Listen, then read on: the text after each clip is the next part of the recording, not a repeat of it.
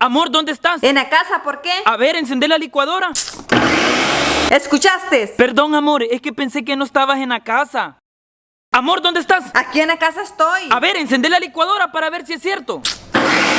Vaya, ¿escuchaste? Perdón, mi amor, no vuelve a pasar. Al siguiente día, Larín sale temprano del trabajo y se encuentra a su hijo solo. Hijo, ¿dónde está tu mamá? No sé, papá. Hace como 5 minutos salió y yo creo que se va a tardar porque se volvió a llevar la licuadora. Ay, mi pendejo.